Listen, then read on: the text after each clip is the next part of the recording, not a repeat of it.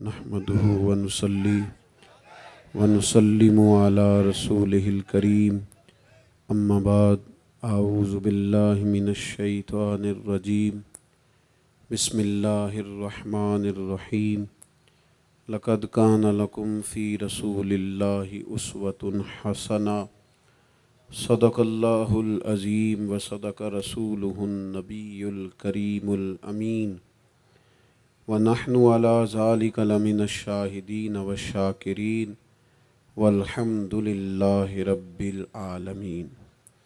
इन्नल्लाह व मलाइकतहु युसल्लूना अलन नबी या अय्युहल्लज़ीना आमनू सल्लू अलैहि व सल्लिमू तस्लीमा। अल्लाहुम्मा सल्लि अला सय्यिदिना व मौलाना मुहम्मदिन मअदिनिल जूदि वल करम व आलिही व सहबिही व बारिक वसल्लिम। मिल के पढ़िए अस्सलातु वस्सलामु अलैका या रसूल अल्लाह व अला आलिका व अस्हाबिका या हबीब अल्लाह। सारे हज़रात दुरूद शरीफ पढ़िए अस्सलातु वस्सलामु अलैका या नबी अल्लाह व अला आलिका व अस्हाबिका या हबीब अल्लाह। तमाम तारीफ़ें हम्द और सना अल्लाह ताला जल्ल जलालुहु के लिए। दुरूद व सलाम नबी अकरम नूर मुजस्सम शफ़ी मुअज़्ज़म आक़ाए कुल ख़त्म रसूल दानाए सुबुल अहमद मुज्तबा जनाब हज़रत मुहम्मद मुस्तफ़ा सल्लल्लाहु ताला अलैहि वसल्लम की ज़ाते वाला सिफ़ात के लिए हम्दो सलात के बाद इंतहाई इज़्ज़त व तकरीम के लायक बुज़ुर्गों, काबिल सद एहतराम दोस्तों, भाइयों, आज की ये ख़ूबसूरत पुरवकार महफ़िल मुबारका जो नबी अकरम नूर मुजस्सम सल्लल्लाहु ताला अलैहि वसल्लम की मुक़द्दस और नूरानी यादों में रची बसी, अल्लाह ताला उन दोस्तों को जिन्होंने इसका एहतमाम किया है बेहतरीन जज़ा अता फ़रमाए। और जो हज़रात मेरे समेत यहाँ हाज़िर हुए हैं, अल्लाह ताला हम सब की हाज़िरी को कबूलियत का शर्फ़ नसीब करे। इस महफ़िल मुबारका को अक़ायद की पुख्तगी, आमाल की दुरुस्तगी और हमारे गुनाहों की मुआफ़ी का सबब बनाए। इंसान जैसे ही अपनी ज़िंदगी में शऊर की आँख खोलता है और सोचने समझने की अल्लाह ताला उसे सलाहियत अता करता है, तो वो सोसाइटी के अंदर मुख्तलिफ़ किस्म के लोगों को देखता है। ऐसे लोगों को भी देखता है जो बड़े मशहूर होते हैं, ऐसे लोगों को भी देखता है जो बिल्कुल गैर मारूफ होते हैं, कोई उनको नहीं जानता। ऐसे लोगों को भी देखता है जो बड़े मालदार होते हैं, और ऐसे लोगों को भी देखता है जो बेचारे एक वक्त खाते हैं और दूसरे वक्त के लिए परेशान रहते हैं। अपनी ज़िंदगी में वो सेहतमंद, तवाना, खूबरू लोगों को भी देखता है और बीमार और कमज़ोर, ज़ईफ़ और नातवान लोगों को भी देखता है। उसके इर्द गिर्द ऐसे लोग भी होते हैं जो बड़ी खुश व खुर्रम ज़िंदगी गुजार रहे होते हैं, और ऐसे लोग भी होते हैं जो किसी वजह से परेशान, तकलीफ़ में, घुटे घुटे से होते हैं। इंसान अपने माहौल से भी सीखता है, मुआशरे से भी सीखता है, और फिर जब वो लोगों के करीब जाता है और अपने घर से उठकर वो लोगों से मुलाकात करता है, तो मुख्तलिफ़ किस्म के मशवरे, मुख्तलिफ़ किस्म की आरा और मुख्तलिफ़ किस्म के मुशीर उसे मिलना शुरू हो जाते हैं। इन सारी चीज़ों के माहौल में इंसान की सोचें पनपती हैं और उसे बालीदगी का मौका मिलता है, वो बाशऊर होने लगता है। फिर वो किसी एक जगह ठहर जाता है। बाज़-औक़ात किसी मालदार की तरफ देखकर पूरी तरह रुक जाता है और सोचता है कि नहीं, मैं पैसा ही कमाऊंगा तो फिर ही ठीक है। बाज़-औक़ात किसी मशहूर आदमी को खुशकिस्मत समझ लेता है और फिर वो कोशिश करता है कि जितने भी जतन किए जाएं, किसी भी तरीके से शोहरत हासिल की जाए। वो इस तरह करके हमारी मिल्लत के जवान भी, हमारे लोग भी, फिर मैंने ऐसे लोगों को भी देखा है जो अगरचे बहुत बड़े किसी इदारे से पढ़े हुए थे और मालदार थे और वज़ादार थे, और उन्होंने ये देखा कि पाकिस्तान में आकर, यहाँ पहुँच कर मुझे खिदमत का काम करना चाहिए, आए اچھی نیتوں کے ساتھ آئے ہوں گے، کوئی ان کے پیچھے نیک مقاصد ہی ہوں گے، لیکن جب انہوں نے پاکستانی سیاست کا ماحول دیکھا نا، تو پھر نہ ڈگریاں نہ تعلیم کچھ بھی نہیں، وہ جس طرح کا ماحول تھا اسی طرح کے بن گئے، روایتی ہو گئے، کسی نہ کسی کے پیچھے یوں ہی لوگ لگ جاتے ہیں اور طرز زندگی اختیار کرتے ہیں۔ ہمیں لگنا ہوتا ہے کسی نہ کسی کے پیچھے، ہم پیروی کرتے ہیں لوگوں کی، لوگوں کو دیکھتے ہیں، اس حساب سے ہم اپنے آپ کو مرتب کرتے ہیں۔ پھر میرے بھائیوں، ایک مسئلہ اور بھی ہوتا ہے، انسانوں میں صرف خوبیاں نہیں ہوتی، عام انسانوں میں بشری کمزوریاں بھی ہوتی ہیں۔ ہم بعض اوقات کسی کے پیچھے چلتے ہیں تو تعریفوں کے پل باندھتے ہیں، محبتوں اور عقیدتوں کا لمبا چوڑا اظہار کرتے ہیں، پھر تھوڑا سا ٹائم گزرتا ہے اور تھوڑا سا قرب ملتا ہے تو پھر ہمیں اس بندے میں خامیاں نظر آنی شروع ہو جاتی ہیں۔ کورے ورک کتاب نہیں ہوندے، پتھر دل گلاب نہیں ہوندے، سجنا پہلوں ہی سوچ کے لائیں پھر یاراں نال حساب نہیں ہوندے۔ سوچتے نہیں، سمجھتے نہیں، غور نہیں کرتے، جذباتی فیصلے کرتے ہیں، ماحول جذباتی ہے۔ یا آپ دیکھیں نا، میں کسی جگہ پہ پہنچتا ہوں تو رکنا، بیٹھنا، چلنا پھرنا دوست مشکل کر دیتے ہیں، ایک منٹ کے لیے کہیں کیمرہ بند نہیں ہوتا۔ آپ بڑے تھکے ہوئے بھی ہوں تو آپ صحیح کر کے کہیں بیٹھ نہیں سکتے، چونکہ آپ کی چاروں جانب تو کیمرہ چل رہا ہے، کیسے بیٹھیں گے؟ یہ کوئی اتنا بڑا ایشو نہیں ہے، بس سب کو کیمرے چلاتے دیکھا تو ہم نے بھی شروع کر دیا، پیروی جو کرنی تھی، کسی نہ کسی کے پیچھے جو چلنا تھا، ہار ہاتھ میں دیکھا تو ہم نے بھی۔ میں تو اب یہ سمجھتا ہوں کہ جس طرح گرمیوں میں ایک بندہ پانی پیے تو اسے دیکھ کے باقیوں کو بھی پیاس نہیں لگ جاتی، اسی طرح ایک نے موبائل چلایا ہو تو باقی بھی پریشان ہو جاتے ہیں کہ یار ہے تو میرے کول بھی ہے، تو جیب میں کیا کر رہا ہے، باہر نکال لو اسے۔ نتیجہ یہ نکلتا ہے کہ خاص اہم نورانیت والا، روحانیت والا کام رہ جاتا ہے۔ کیمرے کی آنکھیں قائم ہے اور باقی چاہے ان کی نظر کمزور ہوتی رہے۔ ہم کسی نہ کسی کی پیروی کرتے ہیں، پھر دکھ بھی اٹھاتے ہیں، ظاہر ہے کسی کے پیچھے چلتے ہیں تو اس بندے کی جیسے ہی خامیاں ہمارے سامنے آتی ہیں مایوس ہونے لگتے ہیں، نتیجہ ٹھیک نہیں نکلتا۔ انسان کی سوچیں، نظریے کبھی بھی ذاتی نہیں ہوتے۔ آپ نوجوان زیادہ توجہ کریں میری بات پر، ہم کہہ رہے ہوتے ہیں میں مرضی کا مالک ہوں، ہوتے نہیں۔ مجھے بتائیں، آپ جو بولتے ہیں وہ آپ اپنی مرضی کا بولتے ہیں؟ پنجابی کے گھر میں پیدا ہونے والا بچہ پنجابی کیوں بولتا ہے؟ سندھی کیوں نہیں بولتا؟ سندھی کے گھر میں پیدا ہونے والا بچہ پنجابی کیوں نہیں بولتا، سندھی کیوں بولتا ہے؟ سمجھے اس بات کو؟ ہم نے وہی کرنا ہوتا ہے جو ہمارے بڑے کر رہے ہوتے ہیں۔ ہم ہماری سوچوں پر گہرے پیرے، پھر میں نے دیکھا ہے لوگ بڑے قریب جا کے پریشان، تکلیف میں، آزمائش میں، پہلے محبتیں کرتے ہیں پھر شکوے کرتے ہیں، پہلے تعریفیں کرتے ہیں پھر تنقیدیں کرتے ہیں، اور کمزور فیصلے، جذباتی فیصلے۔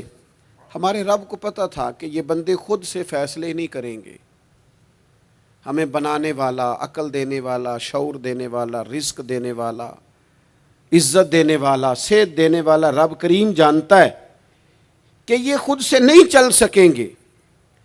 یہ ذاتی طور پر فیصلے کرنا یا خود سے چیزوں کو طے کرنا ان کے لیے مشکل ہے، اس لیے اللہ نے احسان فرمایا اور دنیا میں نبی مبعوث فرمائے، چونکہ لوگوں کے لیے خود سے مشکل تھا۔ اللہ تعالیٰ نے انبیاء کو بھیجا اور پھر اللہ تعالیٰ نے ہم پر زیادہ کرم نوازی کی، کرم بالائے کرم ہوا، رحمت ہوئی تو کھل کے ہوئی، فضل ہوا تو بے حساب ہوا۔ ہمارے اوپر کرم نوازی یہ فرمائی کہ اللہ نے ہمیں اپنے آخری اور محبوب نبی کا امتی بنایا، اور قرآن مجید میں ہمیں کہا کہ ادھر ادھر جاؤ گے تو الجھ جاؤ گے، تم کہیں اور سے کسی بھی طریقے سے کچھ سیکھنا چاہو گے تو کہیں نہ کہیں کمزوریاں رہ جائیں گی، تو تم اس طرح کرو، تم ایک کامل نمونہ دیتے ہیں، مکمل۔ لَقَدْ كَانَ لَكُمْ فِي رَسُولِ اللَّهِ أُسْوَةٌ حَسَنَةٌ، فرمایا تمہارے لیے نا میرے نبی کی زندگی بہترین نمونہ ہے۔ ایک کامل اسوہ حسنہ تمہیں دیتے ہیں، کامل، مکمل۔ نبی پاک علیہ الصلوۃ والسلام کا جو وجود اطہر ہے نا، ایسا وجود اس کے اندر اللہ تعالیٰ نے ظاہری اور باطنی، یہ دیکھیں میں کسی جوش سے نہیں بول رہا، میں بڑی ہوش سے بات کر رہا ہوں، آپ سے بھی گزارش کرتا ہوں ہوش سے سننا۔ یہ بات میں درجنوں اور بیسیوں کتب کا نچوڑ آپ کے سامنے رکھ رہا ہوں۔ اللہ تعالیٰ نے نبی پاک علیہ الصلوۃ والسلام کے اندر ظاہری باطنی ساری خوبیاں بھر کے اپنے محبوب کو دنیا میں مبعوث فرمایا ہے۔ نہیں ہاں، آپ جس اینگل سے بھی دیکھیں گے نا، جس اینگل سے بھی، وہ ہنسیں تو پھر بھی کمال ہے، وہ کبھی ہنس دے نا، ان کی مہک نے دل کے غنچے کھلا دیے، وہ جس راہ چل دیے ہیں کوچے بسا دیے۔ بعض لوگ ناراض نہ ہونا مجھ سے، بعض لوگ ہنستے ہیں، سونا نہیں ہنستے، ہنستے ہیں پر سونا۔ سیدہ طیبہ طاہرہ حضرت عائشہ صدیقہ فرماتی ہیں حضور مسکراتے تھے لیکن اس مسکرانے میں بھی عجیب وزاداری تھی۔ ہنستے تھے کھل کھلا کے نہیں ہنستے تھے، اس میں کہا نہیں لگتا تھا، آوازیں نہیں پیدا ہوتی تھی، یعنی سونا ہنس بھی جاتے تھے لیکن اس کے اندر بھی عجیب لطافت تھی۔ وہ کیسا ہنسنا تھا؟ صحابہ فرماتے ہیں حضور ہنستے، مقدس دانتوں میں سوراخ تھا، زیر لب مسکراتے، اور وہ جو حضور کے مقدس دانتوں میں مقدس سوراخ تھا نا، جب حضور ہنستے اس سے نور نکلتا اور مسجد نبی کی دیواریں بھی روشن ہو جاتی۔ یعنی ایسا نہیں ہنسنا جس طرح کوئی میری طرح کا آدمی ہنستا ہے تو لوٹ پوٹ ہو جاتا ہے، اور اس ہنسنے کے اندر کئی دفعہ وزاداری قائم نہیں رہتی، کئی دفعہ اس کے اندر وہ وقار قائم نہیں رہتا۔ حضور ہنستے تو تبسم کرتے، یعنی ہنس بھی رہے ہیں تو ہنسنا بھی بڑا ہی باکمال ہے۔ اور میرے اعلیٰ حضرت تو کہتے ہیں بس وہ ہنس پڑتے تھے، پھر جو عمر بھر کے رو رہے ہوتے تھے نا، وہ حضور کا ہنسنا دیکھ کے ہنس پڑتے تھے۔ گویا نا جہاں جہاں خزاں ہوتی تھی بہار آ جاتی تھی، جہاں جہاں دکھ ہوتے تھے سکھ آ جاتے تھے، جہاں جہاں بھی کوئی کمزوری ہوتی تھی، خدا کہتے ہیں جس کی تسکین سے روتے ہوئے ہنس پڑے، اس تبسم کی عادت پہ لاکھوں سلام۔ ایک تو ان کا ہنسنا بڑا باکمال تھا، اور پھر یہ تھا کہ ان کا رونا بھی بڑا باکمال تھا، بڑا باکمال۔ یعنی وہ کبھی رو پڑے اور کبھی کریم کی آنکھوں میں آنسو آ جائیں، اور کبھی ان کے چہرے پر افسردگی آ جائے تو یوں لگتا تھا کہ پھولوں نے کھلنا چھوڑ دیا ہے، کلیاں اپنی جگہ سے ہٹ گئی ہیں، سمندر نے کہا نہیں اب شور نہیں کرنا، یوں لگتا تھا کہ تتلیاں اپنی جگہوں پہ بیٹھ گئیں۔ جب وہ کبھی روتے تھے تو یوں محسوس ہوتا تھا کہ جیسے چاند کہتا ہے کہ نہیں اب میں نے نہیں کھل کے چمکنا، محبوب تو رو پڑے۔ اور کبھی کریم روئے، آنکھوں میں آنسو آئے، تو ان کے رونے میں حسن اتنا تھا، کمال اتنا تھا کہ جبریل امین آئے اور آ کے عرض گزار ہوئے، یا رسول اللہ سارے بھید جاننے والا رب پوچھتا ہے، کریم سے پوچھو نا، محبوب سے پوچھو نا روئے کیوں ہیں؟ یہ رو پڑے ہیں، کیوں روئے ہیں؟ سارے بھید جاننے والے مالک کیوں روئے؟ تو محبوب فرمانے لگے جبریل، امت کا قیامت کا حساب، قیامت کی گرمی، اللہ تعالیٰ کا کرسی عدالت میں اپنی شان کے لائق جلوہ فروز ہونا، امت کی کمزوریاں، سستیاں، غفلتیں، ان کو یاد کر کے رو پڑا ہوں، غم امت نے نڈھال کر دیا ہے۔ حضرت جبریل بارگاہ ایزوی سے پیغام لائے، محبوب کریم صلی اللہ تعالی علیہ وآلہ وسلم نے، حضور روئے۔ تو جب جبریل امین یہ پیغام لے کے لوٹتے ہیں تو رب کریم نے کیا فرمایا؟ آپ کی توجہ ہے میری بات پر؟ مالک کریم نے کیا فرمایا؟ وہ آیت نازل ہوئی جس کے بارے میں امام زین العابدین رضی اللہ تعالیٰ عنہ فرماتے ہیں قرآن میں سب سے امید والی آیت یہ ہے روئے حضور اور جناب جبریل پوچھ کر واپس گئے تو رب کریم نے فرمایا جا کے میرے محبوب سے فرما دیں وَلَسَوْفَ يُؤْتِيكَ رَبُّكَ فَتَرْضَىٰ، محبوب رب آپ کو اتنا دے گا کہ آپ اپنے رب سے راضی ہو جائیں گے۔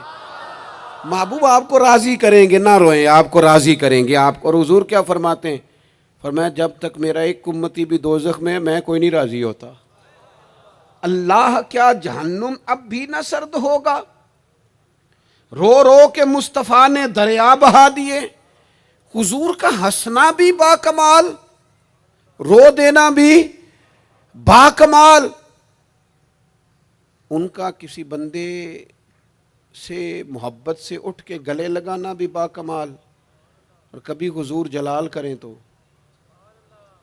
حضور جلال کریں تو محبوب فرمانے لگے میں نے دعا مانگی ہے، اے اللہ اگر میں کسی کو جھڑک دوں تو اتنا ثواب دینا جتنا تو فرض نماز کا ثواب دیتا ہے۔ یہاں یہ بھی ہر زاویے سے، ہر نگاہ سے، میں کیا آپ کو عرض کروں، ہم نے نہ کبھی سیرت بیان کی میری طرح کے لوگوں نے، نہ قوم اس طرح سے سیرت کو پڑھتی ہے۔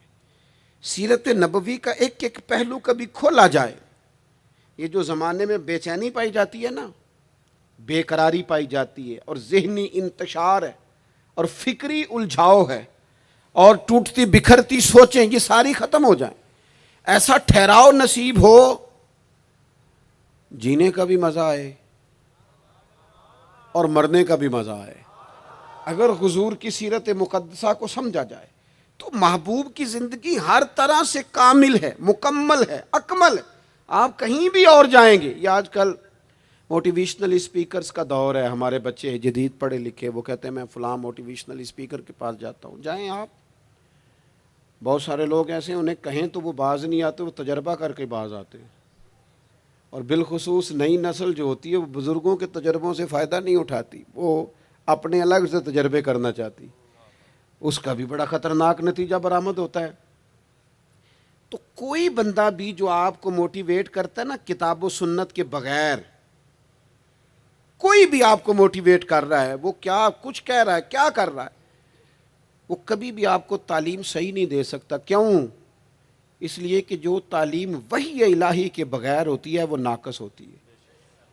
انبیاء کی تعلیم وحی الہی کے ساتھ، لہٰذا اگر کوئی آدمی آپ کو موٹیویٹ کرتا ہے کتاب و سنت کے ساتھ، وہ آپ کو درست سمت لے کے جائے گا، ورنہ تو ہر آدمی آپ کو الجھا دے گا۔ میرے بھائی نبی پاک کا اسوہ حسنہ، ہمارے ہاں لوگوں نے سنت شریعت سمجھ کس کو لیا ہے؟ ہمارے ہاں لوگوں نے سنت شریعت سمجھا ہے صرف پگڑی باندھ لی، بہت عظیم سنت ہے امامہ باندھنا۔ بعض لوگوں کا خیال ہے صرف داڑھی رکھنا، داڑھی بہت عظیم سنت، بہت عظیم سنت، انبیاء کرام کی پسند ہے۔ اور آپ کو پتہ ہے اللہ تعالیٰ نے عورتوں کو داڑھی دی ہی نہیں، یہ مرد کا زیور ہے۔ ہاں یہ مردانہ کام ہے، داڑھی مرد کا زیور ہے۔ اور پھر یہ آپ کے جسم کا حصہ ہے، داڑھی کا وزن کوئی نہیں ہوتا، پوچھ لیں جنہوں نے بڑی رکھی ہے، بے شک ان سے بھی پوچھ لیں، یہ وجود کا حصہ ہے، اس کا کوئی وزن، کوئی پریشانی۔ اور ایک اور بات نوجوانوں آپ سے کہہ دوں چلتے چلتے، بغیر داڑھی کے آپ سونے لگ رہے ہوں تو لوگ کہیں گے پیارے لگ رہے ہو، اچھے لگ رہے ہو، خوبصورت لگ رہے ہو۔ اور داڑھی کے ساتھ اگر کسی کو پیارے لگو نا تو جو تعریف کرے گا وہ تو تعریف ہی بڑی روحانی قسم کی ہے، وجدانی، یعنی آپ داڑھی کے ساتھ اچھے لگیں تو لوگ کہتے ہیں کتنا نورانی چہرہ ہے۔ اب دیکھو اس تعریف کے پیچھے جو جملوں کی ترتیب ہے اس میں حسن کتنا، داڑھی، امامہ، سفید لباس، اور پھر یہ کہ مسواک کرنا بڑی اعلیٰ سنتیں، میٹھا کھانا بڑی اعلیٰ سنت۔ لیکن یہی 4-5 سنتیں نہیں میرے بھائی حضور کی، یہ بہت بڑا مسئلہ ہے۔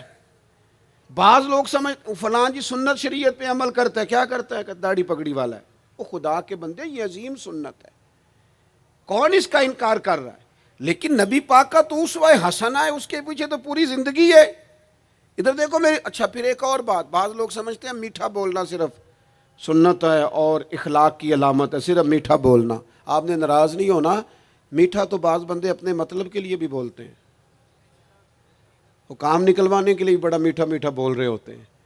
اور یہ سنو میرے بھائی، صرف میٹھا بولنا ہی سنت نہیں، ہمیشہ سچ بولنا سنت ہے۔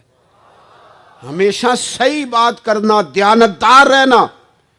تو سمجھتا ہے 4 5 6 8 چیزیں ہی سنت ہیں؟ او خدا کے بندے، نبی پاک کی جو ادا سب سے پہلے دنیا کے سامنے آئی اور حضور کی جس ادا سے، سنت سے لوگوں کو سب سے پہلے واقفیت ہوئی، شور نہیں پڑ جاتا کسی چیز کا دنیا میں، معاشرے میں فلاں بندہ یہ کرتا ہے، فلاں ایک بندے کا ایک چیز تعارف بن جاتی ہے. تعارف، کوئی چیز لوگوں کے وجود کے ساتھ، نام کے ساتھ سابقہ لاحقہ بن جاتی ہے. جو چیز سب سے پہلے جس سے لوگوں نے میرے نبی پاک کا تعارف کیا اور لیا، ادھر دیکھو نوجوانوں میری طرف، جس چیز سے سب سے پہلے حضور کی جس ادا سے لوگ واقف ہوئے تھے، وہ تو صادق اور امین ہونا ہے. سب سے پہلے لوگ واقف ہوئے تھے کہ ہمیشہ سچ بولتے ہیں، ہمیشہ سچ. ملت کا جوان تو لوگوں کو ہنسانے کے لیے جھوٹ بولتا ہے، کوئی فائدہ نہیں، کوئی فائدہ نہیں. جھوٹ بولنے کے لیے ڈینگے مارتے ہیں، بڑھ کے مارتے ہیں، میں یہ ہوتا ہوں، میں وہ ہوتا ہوں. جھوٹ بولتے ہو، کیوں زیادتیاں کرتے ہو اپنے ساتھ؟ نبی پاک علیہ السلام کی تو پہلی ادا، پہلی سنت جس سے لوگ واقف ہوئے وہ صادق اور امین ہونا ہے. اور لوگ کمزوری دکھاتے ہیں. میں آپ سے عرض کروں، آج پتہ ہے میرے ملک کا حال کیا ہے؟ آج اتنے درد میں ہیں لوگ، اتنی تکلیف میں ہیں. امیر لوگ تو پیٹرول پہ بحث کرتے ہیں، پیٹرول پہ زیادہ تر وہ لوگ بحث کرتے ہیں جن کی گاڑیاں بڑی ہوتی ہیں. غریب پیٹرول پہ بحث نہیں کرتا،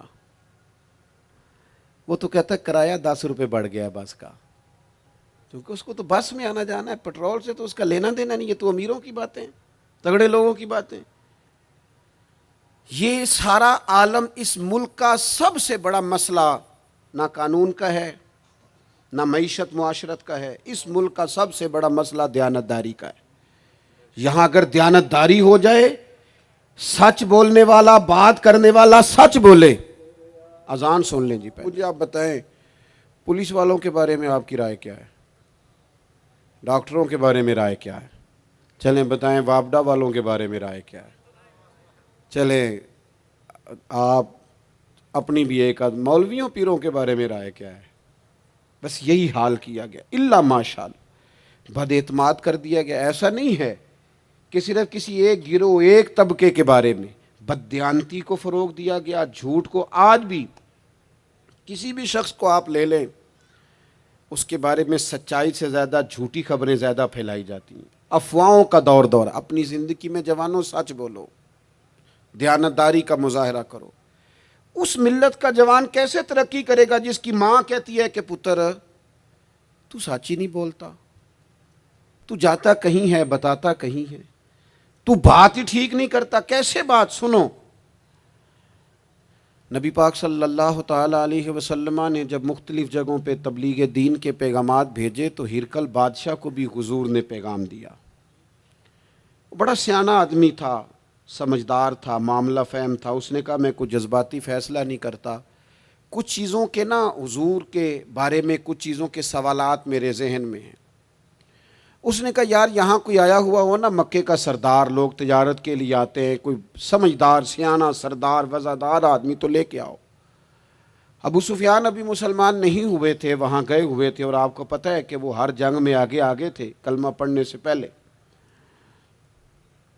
ان کو بلا کے نا، لوگوں کو پتہ چلا یہ آئے ہوئے ہیں تو لے جا کے بادشاہ کے سامنے کھڑا کر دیا. ابو سفیان کہتے ہیں جب اس نے سوال جواب شروع کیے نا تو ظاہر ہے میں مخالف گروہ میں تھا. جب کوئی مخالف گروہ میں ہوتا ہے اس نے تعریف تو نہیں نہ کرنی ہوتی.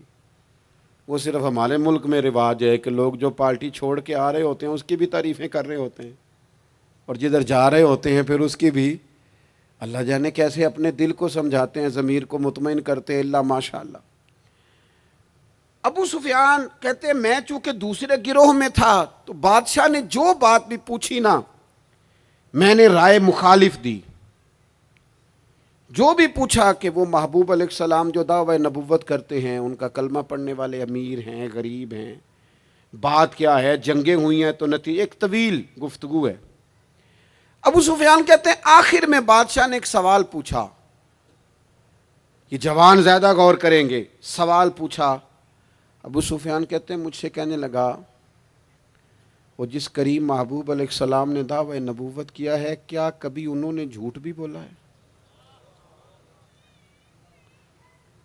ابو سفیان کہتے ہیں میں چپ کر گیا، ایک منٹ کے لیے میرے دل میں خیال آیا معاذ اللہ کہہ دوں بولا ہے، پھر میں نے سوچا یہ تو عرب کی وفاداری کے خلاف ہے کہ میں جھوٹ بولوں، اور پھر ابو سفیان کہتے ہیں میرے دل کے کونے سے آواز آئی میں کوئی اور بات کروں گا تو شاید کوئی تھوڑی دیر کے لیے سوچے، اور اللہ کے رسول نے جھوٹ بولا یہ تو مانے گا ہی کوئی نہیں، یہ تو مخالف نہیں مانیں گے، کافر مشرک نہیں مانیں گے۔ بادشاہ کہنے لگا سوچتے کیا ہو، بتاؤ کیا کبھی انہوں نے جھوٹ بولا ہے؟ تو ابو سفیان کہتے میرے ہاتھ میں چھڑی تھی، میں نے اٹھا کے دوبارہ زمین پہ رکھی، میں نے کہا بادشاہ وہ رشتے میں میرے بھتیجے لگتے ہیں، میری ان سے مخالفت ہے، میں ان کے مقابل فوجیں تک لے کے آتا ہوں، وہ ہمارے بتوں کو برا کہتے ہیں، رائے کا اختلاف اپنی جگہ پر، لیکن وہ میرے سامنے پیدا ہوئے میرے بھتیجے ہیں، میں نے انہیں ماں کی گود میں بھی دیکھا ہے، دادا کے کندھوں پہ بھی دیکھا ہے، سیدہ ختیجہ کا دولہا بنے بھی دیکھا ہے، میں نے ان کی گود میں ان کی بیٹیوں کو کھیلتے بھی دیکھا ہے، اختلاف اور مخالفت اپنی جگہ پر وہ کریم میرے سامنے پیدا ہوئے اور ان کے مقدس بال میری آنکھوں کے سامنے سفید ہوئے، ان کی زبان سے جو بھی نکلتا ہے حق اور سچ ہی نکلتا ہے، وہ اسیر دشمن کی چاہ میں بھی، مخالفوں کی نگاہ میں بھی وہ امی ہے، صادق ہے، معتبر ہے، میرا پیغمبر عظیم تر ہے، کبھی زبان سے جھوٹ نہیں نکلا، اللہ آپ کو جزا دے۔ سنیں جی، کچھ خطیب بغیر نعروں کے بھی تقریر کر لیتے ہیں یار، اونچی سبحان اللہ کے بغیر بھی کام چل جائے گا انشاءاللہ، آپ خالی سنتے جائیں نہ بھی سبحان اللہ کہیں پھر بھی گزارا، اثر کرے نہ کرے سن تو لے میری فریاد، اور نہیں ہے داد کا طالب یہ بندہ آزاد۔ میرے عزیز نبی پاک علیہ الصلوۃ والسلام نے سچ بولا، ابو سفیان کہتے ہیں ان کی زبان سے سوائے حق سچ کے کبھی کچھ نکلا، کریں نا تھوڑی پابندی ہم بھی سچ کی کریں نا۔ اچھا ہم بولتے ہیں سچ، بہت سارے لوگ سچ بولتے ہیں، لیکن وہ دوسروں کے بارے میں بولتے ہیں، اپنے بارے میں نہیں بولتے، اس نے اتنا جھوٹ بولا، اس نے اتنی کرپشن کی، فلانے نے یہ کرے، دوسروں کے بارے میں بول رہا ہے، اپنے بارے میں سچ بول، اپنے بارے میں تو بتا تو نے کیا کیا ہے، نہ ادھر ادھر کی تو بات کر، بتا کہ قافلہ کیوں لٹا، مجھے رہزنوں سے غرض نہیں تیری رہبری کا سوال ہے، تو کہاں تھا، اپنی بات بتا۔ ابو سفیان کہتے ہیں جب میں نے بادشاہ کو یہ بات بتائی نا، اس نے چادر کندھے پہ رکھی اور وہ جانے لگا، تو میں نے کہا یار تو نے اتنی باتیں پوچھی، میں نے اتنے جواب دیے، کوئی نتیجہ، بات کا کوئی رزلٹ بھی نکلتا ہے نا، کوئی اینڈ بھی ہوتا ہے، کوئی نتیجہ بتا۔ تو کہتے ہیں بڑے تحمل سے بردباری سے بادشاہ ہنس پڑا، ہنس کے کہنے لگا نتیجہ تو نکل آیا۔ کہا کیا نتیجہ نکلا؟ تو کہنے لگا یار جس بندے نے کبھی بندوں سے جھوٹ نہیں بولا، وہ یہ والا جھوٹ کیوں بولے گا کہ میں اللہ کا رسول بن کے آیا ہوں؟ جو بولتے ہی سچ ہیں تو پھر گویا وہ کہہ رہا تھا مان لو کہ یہ بھی وہ سچ ہی بولتے ہیں کہ میں اللہ کا رسول بن کے آیا ہوں۔ ایک تو حضور کی اس اہم ادا کو اپناؤ۔ آپ کو پتہ ہے کسی باپ نے کسی مجبوری سے کبھی کہا ہوگا اپنے بیٹے کو چلے 2 منٹ کے لیے مان لیتے ہیں، کوئی مجبوری ہوگی، اس نے چلے فرض کیا کسی مجبوری کے تحت اس نے کہا تھا اپنے بیٹے کو کہ باہر جو بندہ آیا اسے کہہ دو کہ میں گھر میں نہیں، چلے مان لیا 2 منٹ کے لیے تیری مجبوری تھی، لیکن میں ذمہ داری سے کہتا ہوں تو نے ایک دفعہ اپنے پتر سے کہا تھا نا جھوٹ بول دے میں گھر نہیں، پھر تو ساری زندگی منت کرے گا وہ تیرے ساتھ بھی سچ نہیں بولے گا۔ اتنی بڑی بیماری ہے یہ، گھر توڑتی ہے، گھر یہ قبیلے توڑتی ہے، رشتوں کو کمزور۔ کیوں جھوٹ بولتے ہو رشتہ کرتے وقت کہ بچہ یہ کماتا ہے یہ کماتا ہے، کیوں جھوٹ بولتے ہو؟ صاف ستھری 2 ٹوک بات کرو۔ اتنا بڑا رشتہ میاں بیوی کا جو اللہ کی نشانیوں میں سے نشانیاں جھوٹ پر قائم کرتے ہو۔ بیٹی کے والدین بھی اللہ ماشاءاللہ جھوٹ بولتے ہیں، یہ دے دیں گے یہ دے دیں گے، بعد میں کہتے ہیں لڑکے والے لالچ کرتے ہیں، آپ نے پہلے لالچ خود پیدا کیا، کیوں کہانیاں سنائیں؟ اتنا اہم رشتہ جس کی بنیاد پر سارا گھر چلنا تھا، وہ رشتہ ہی بد اعتمادی پر قائم ہے۔ جب ایک دوسرے پر اعتماد ہی نہیں ہے تو سکون کیسے آئے گا؟ اپنی زندگی میں سچ لاؤ. دولت لانے سے زیادہ ضروری سچ لانا ہے. گھر میں مہنگی چیزیں لانے سے بہتر ہے اپنے گھر میں سچ لے آؤ, دیانتداری لے آؤ. گھر بھی بچ جائے گا, قبیلہ بھی بچ جائے گا. ذمہ داری سے کہتا ہوں, سچ بولو, دیانتدار ہو جاؤ, ملک بھی بچ جائے گا. اس امت کا بھلائی اس کام میں ہے. یہ حضور کا اسوہ حسنہ ہے. اور تیسری بات, نبی پاک کی سنت صرف مسواک لے کے دانت صاف کرنا ہی نہیں, دل صاف رکھنا بھی میرے نبی کی سنت ہے. دل صاف رکھنا بھی حضور کا طریقہ. دل بڑے بوجھ ہوتے ہیں ہمارے دلوں پر, مفت کی ناراضگی, کوئی لینا دینا نہیں. وہ جی فلانے بندے نے نا جی اپنی بچی کی شادی کی یا بچے کی شادی کی, رشتہ دار نے مجھے پوچھا نہیں. بھئی آپ کو کیوں پوچھتے, آپ کیا ہیں؟ ان کا گھر تھا. آپ بلا وجہ آپ ناراض ہو کے اپنے گھر میں کیوں پوچھتے؟ آپ کو کس کتاب میں لکھا ہے, کس شریعت میں لکھا ہے, کہاں قانون ہے آپ سے پوچھا جائے؟ وہ فلانے بندے نے میرے بارے میں بات کی ہوگی. اور یار تو اتنا اہم نہیں ہے ساری دنیا تیرے خلاف باتیں کرے, تو مفت میں ٹینشن لے گیا ہے. وہ جو دو بندے دور کھڑے ہیں وہ کوئی اور بات کر رہے ہیں, تیری نہیں کر رہے. مفت میں اپنے دلوں میں بوجھ, مفت میں بدگمانیاں. اور جی فلانا بندہ امیر ہو گیا, کیسے ہو گیا؟ یہ تیری ڈیوٹی ہے, تیری ذمہ داری ہے. میرے اعلیٰ حضرت فاضل بریلوی رحمۃ اللہ لکھا ہے, حسد کرنے والا بندے پر اعتراض نہیں کرتا, حسد کرنے والا اللہ تعالیٰ کی تقسیم پر اعتراض کرتا ہے. معاذ اللہ ثم معاذ اللہ. وہ تو کہہ رہا ہے اسے نہیں ملنا چاہیے تھا, مجھے ملنا چاہیے تھا. آپ جب اتنی زیادہ عداوتیں پیدا کر لیتے ہیں, آپ کیوں نہیں اس چیز سے خوش ہوتے جو نظام میرے رب نے بنا دیا ہے؟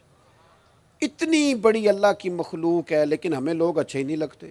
جس سے پوچھ لو وہ ناراض ہی ہے. ہر بندہ کسی نہ کسی سے ناراض ہے, شکوے کر رہا ہے. وہ چھوڑ دے یار, میں کسی شخص سے بیزار نہیں ہو سکتا, ایک ذرہ بھی تو بیکار نہیں ہو سکتا.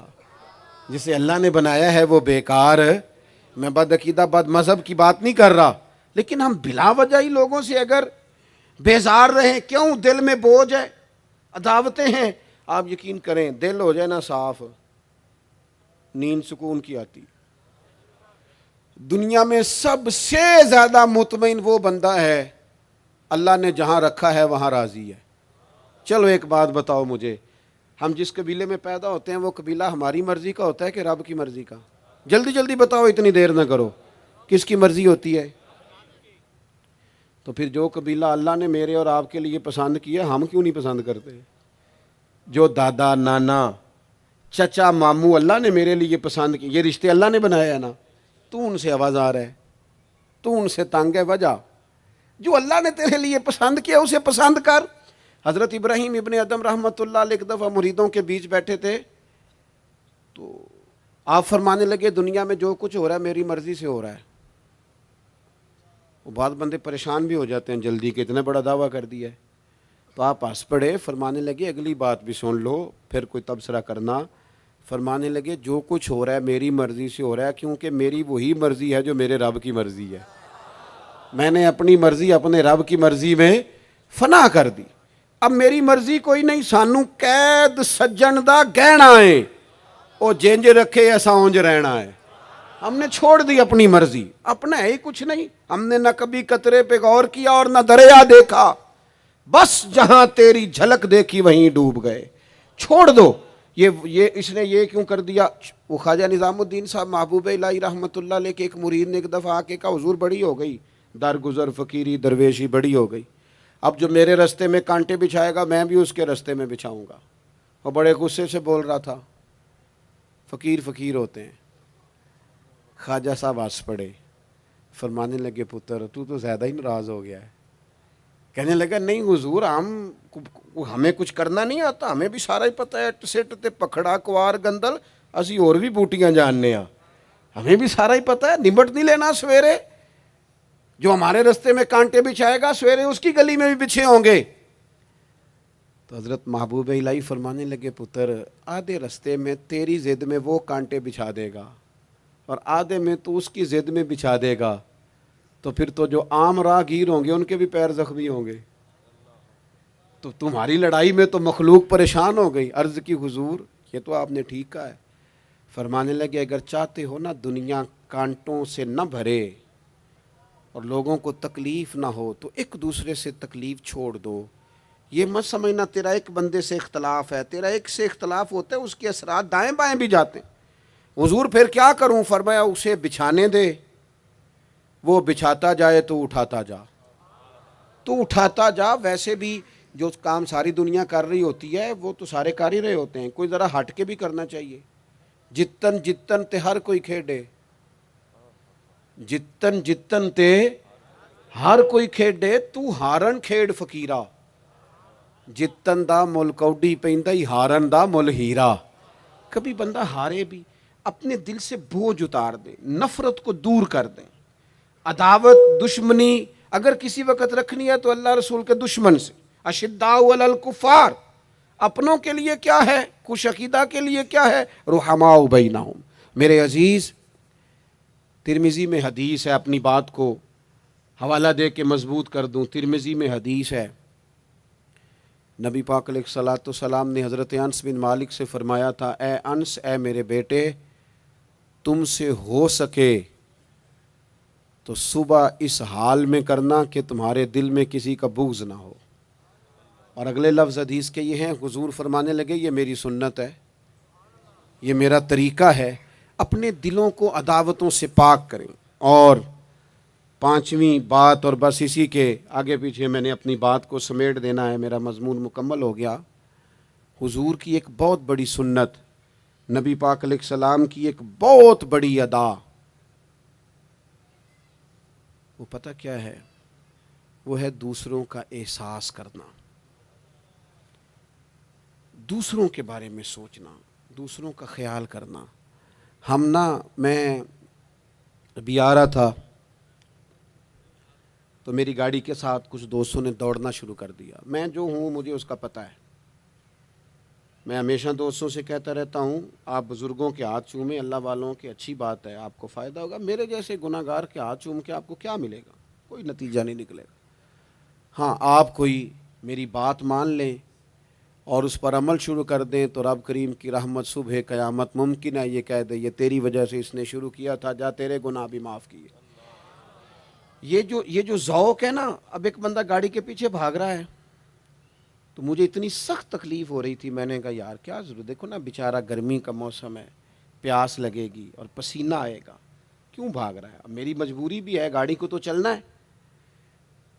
جب تک ہم احساس پیدا نہیں نہ کرتے، میرے قبلہ عالم فرمایا کرتے تھے کہ تیری گاڑی کے آگے سے کوئی غلط کراس کر گیا اور دوڑ کے گزر گیا اور کوئی سخت جملہ بھی کہہ گیا ہے، اس پر بھی تنقید نہ کر، تو اپنے دل میں اس کا احساس پیدا کر. سوچ کے ہو سکتا ہے اسے گھر میں کوئی ایمرجنسی ہو گئی ہو. اپنی سوچوں کو مثبت کریں. آپ دوسروں کا احساس بھی اپنی طبیعت میں پیدا کریں، دوسروں کے بارے میں بھی سوچیں. میں یہاں ماشاءاللہ اسٹیج پہ بیٹھا ہوں، بڑا نرم ماحول ہے، بڑا کچھ ہے، لیکن جو دوست پیچھے دیوار کے ساتھ کھڑے ہیں نا، جن کو جگہ بیٹھنے کی بھی نہیں ملی اور کھڑے ہونے کی بھی صحیح کر کے نہیں ملی، ان کا بھی احساس پوری طرح. اور میرے خیال میں سب سے زیادہ مہمان خصوصی بھی وہی ہیں آج کی ہماری محفل کے، جو زیادہ مشکل میں بیٹھے. احساس اپنی کہاں تک احساس کرنا ہے؟ لو حدیث پاک سنو. اللہ کے محبوب علیہ السلام فرماتے ہیں میں نماز پڑھانے کھڑا ہوتا ہوں، نماز، کریم فرماتے ہیں میرا دل کرتا ہے میں لمبی نماز پڑھاؤں، لیکن پھر پیچھے سے نا کسی بچے کے رونے کی آواز آتی ہے.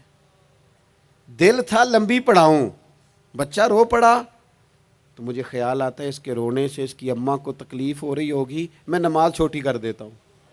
اللہ کی نماز مختصر کر دی احساس کے طور پر. حضور اس امام مسجد سے سخت ناراض ہو گئے تھے، صحیح حدیث میں موجود ہے، جس کے مقتدیوں نے آ کے شکایت کی تھی کہ یا رسول اللہ بہت لمبی نماز پڑھاتا ہے. یہاں تو لوگ احساس ہی نہیں کرتے میرے بھائی، یہاں تو احساس ہی نہیں کرتے. یہاں تو میں آیا ہوں نا رات کے 1 بجے محفل میں، تو میری طرح کے لوگ تہاڈا ذوق ہی نہیں، تسی سبحان اللہ ہی نہیں آندے، تسی ہاتھ ہی نہیں کھڑے کر دے. او بھائی تو نہیں آیا ہے، تو ٹر جانا ہے اپنا سارا سمیٹ کے پیسے گنا کے. اتنے بیچارے مغرب دے بیٹھے نے، ان کا ذوق، تو اپنا ذوق بھی بیان کرنا، آنا تو بھی اسی وقت محفل میں جب سارے آئے ہیں تے نالے تو تے گل کر کے آیا میں انہیں ہزار لینا ہے تے مفت آئے نے سارے بیچارے. اس لیے ہو سکتا ہے ان کا عشق تجھ سے زیادہ ہو. کروں مدح اہل دول رضا اور پڑے اس بلا میں میری بلا، میں گدا ہوں اپنے کریم کا، یہ میرا دین ہے کوئی پارا نہ نہیں۔ اس لیے میرے عزیز احساس دوسروں کا پیدا کریں اپنی طبیعت میں۔ ہم نا احساس نہیں کرتے، خدا را احساس کرو۔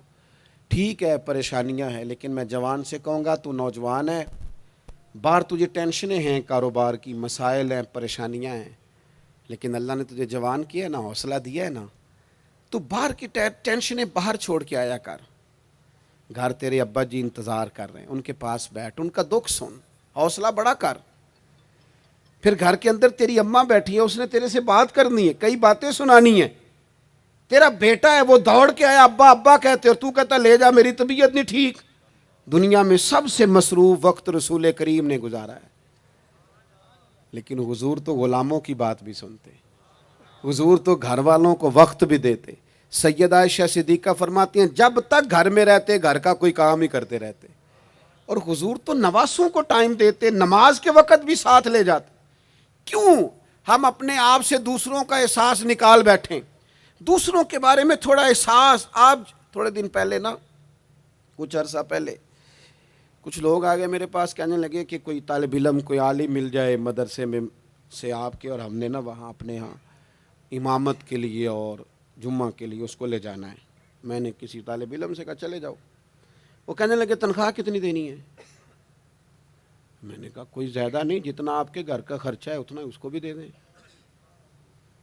وہ پریشان ہو گیا، جی میں تسی نہیں سارے ہو گئے، تو اتنے پیسے دے دیں جتنا ہمارا خرچہ ہے، ہم تو صاحب ہوتے ہیں، اس کو کیسے دے دیں یہ والا خرچہ؟ تو کہنے لگے نہیں جی وہ تو ٹھیک ہے، تسی کوئی 10 چھڑو۔ اور میں نے کہا میں آپ کو وہ بتا رہا ہوں جو حضرت صدیق اکبر نے بتایا ہے۔ آپ کی تنخواہ کتنی لگائیں؟ کہا درمیانے مہاجر کا جتنا خرچہ ہے نا اتنا میرا بھی لگا دو۔ حضور گزارا نہ ہوا، فرمایا میں لوگوں کی تنخواہیں بڑھا دوں گا، جہاں سب کا گزارا ہوگا ابو بکر کا بھی ہو جائے گا۔ یہ کیا بات ہوئی کہ تیرا گزارا نہیں ہوتا تو مزدور کا کیسے ہوتا ہے، غریب آدمی کا احساس جب تک تجھے دوسروں کا پیدا نہیں ہوتا تو حضور کے اسوہ حسنہ تک نہیں پہنچ سکتا، تو نے نبی پاک کا طریقہ نہیں اپنایا۔ یہ پتہ ہے حضور جو غاروں میں روتے تھے اور سارا دن تبلیغ کرتے تھے اور طائف تشریف لے جاتے تھے اور عکاظ کی منڈیوں میں جاتے تھے، یہ احساس تھا، یہ درد تھا جو میرے محبوب کو لے جاتا تھا، احساس تھا۔ حضور چاہتے تھے رب کا کوئی بندہ دوزخ میں نہ جائے۔ اللہ کے محبوب رات کو روتے، دن کو تبلیغ کرتے، گلی گلی جاتے، لوگوں کو سمجھاتے۔ کوئی ایک بار دین کی بات پوچھتا، 10 بار بھی اس سے پوچھتا تو بتاتے۔ کیوں؟ احساس ہے۔ بات ختم کرنے لگا ہوں۔ سیدہ طیبہ طاہرہ ام المومنین سیدہ عائشہ صدیقہ رضی اللہ تعالیٰ عنہ فرماتی ہیں ایک دن حضور مجھ سے فرمانے لگے، کریم فرمانے لگے عائشہ ایک بات بتاؤں تمہیں؟ یا رسول اللہ فرمائیے۔ تو کریم فرمانے لگے عائشہ جب تم مجھ سے راضی ہوتی ہو پھر بھی مجھے پتہ چل جاتا ہے، اور جب تمہارے دل میں کوئی بات ہوتی ہے پتہ مجھے پھر بھی چل جاتا ہے۔ کہتے میں نے جلدی سے عرض کی حضور میں اور آپ سے ناراض، تو فرمایا بتاؤں پھر؟ حضور بتائیے۔ فرمایا عائشہ کبھی کبھی قسم اٹھاتی ہو؟ یا رسول اللہ اٹھاتی ہوں۔ فرمایا جب ہوتی ہو نا مجھ سے راضی تو کہتی ہو مجھے محمد مصطفیٰ کے رب کی قسم، اور جب تمہارے دل میں کوئی بات ہوتی ہے تو پھر کہتی ہو حضرت ابراہیم خلیل کے رب کی قسم۔ پھر حضرت جناب عائشہ صدیقہ کہتی ہیں میں تمہیں بتا نہیں سکتی لوگوں میرے دل کا عالم کیا تھا یہ بات سن کے۔ یا رسول اللہ آپ لفظوں سے احساس کا پتہ کر لیتے ہیں، کوئی سوچ کیا رہا؟ یہاں تو گھر والے پورا احتجاج کریں، احتجاج۔ میں ایک دفعہ کہیں کھانے کے لیے گیا تھا تو میں نے کہہ دیا کھانا بڑا اچھا پکا ہے۔ ایک آدھ اور بزرگ سے بھی میں نے وہ بات سنی تھی، پھر وہ پریکٹیکلی میرے ساتھ ہوا، میں کھانا بڑا اچھا ہے جی۔ تھوڑی دیر کے بعد نا گھر کے اندر سے رونے کی آواز آنے لگی۔ تو مناسب تو نہیں ہوتا کسی کے گھر کے مسئلے میں ایسی بات پوچھنا، لیکن وہ جب ماحول زیادہ ہی بڑا تو میں نے میزبان سے کہا کہ خیر تو ہے گھر میں سب ٹھیک ہے؟ تو کہنے لگے آپ کی وجہ سے رو رہے ہیں۔ میں نے کہا کہنے لگے آپ نے بڑی تعریف کی ہے نا، کھانا بڑا اچھا پکا ہے۔ تو میری بیوی ہے تو عزیزوں میں سے، پر وہ گھر غریب ہے، اس نے کہا 14-15 سال ہو گئے اس گھر میں کھانا پکاتے، آج تک نہیں کسی نے کہا اچھا پکا ہے۔ میں غریب کی بیٹی ہوں، آج وہ تعریف سنی ہے تو دل کسی اور طرف ہی چلا گیا ہے۔ اتنا بھی احساس نہیں جو صبح سے گرمی میں کھڑے۔ آپ کو پتہ ہے نبی پاک نے کبھی کھانے میں نقص نہیں نکالا تھا۔ سید عائشہ کہتی ہیں پسند ہوتا تو کھا لیتے ورنہ چھوڑ دیتے، کبھی عیب تو ہنڈیا پھینک دیتا، آ نا گرمی میں تو بھی کھڑا ہونا، جہاں اماں کھڑی ہے، بیوی کھڑی ہے، بہنیں کھڑی ہیں، کھڑا ہونا 10 منٹ تو بھی۔ احساس ہی نہیں، صرف اپنا ہی پتہ ہے۔ سید عائشہ صدیق، یہ حضور کا اسوہ حسنہ ہے، یہ طریقے اپناؤ زندگی میں، 4 5 8 چیزوں کو فقط سنت نہ سمجھو، یہ وسعت ہے حضور کے اسوہ نور میں۔ سید عائشہ کہنے لگی، کریم فرمانے لگے تم قسم اٹھاتے حضرت ابراہیم کا نام لیتی ہو تو میں سمجھ جاتا ہوں۔ جناب عائشہ کہتی ہیں بس دل مچل گیا، کیفیت اور کی اور ہو گئی۔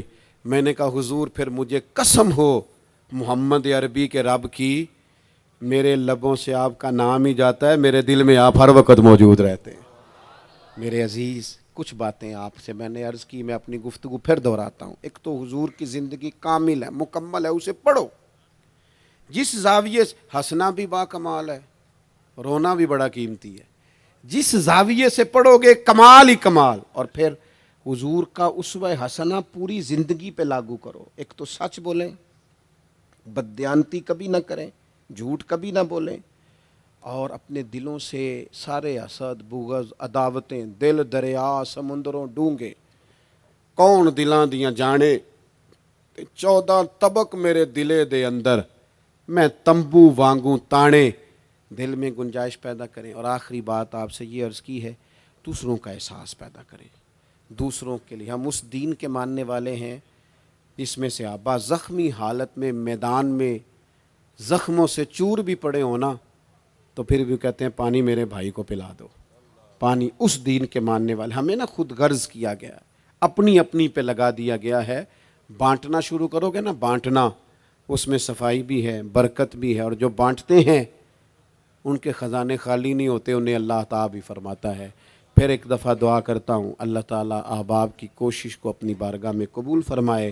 حضرت قبلہ پیر صاحب دامت برکاتہم العالیہ آستان عالیہ سالکاباد شریف سے آپ تشریف لائے، آپ نے صدارت بھی فرمائی اور ہم سب کے لیے دعا بھی فرمائیں گے۔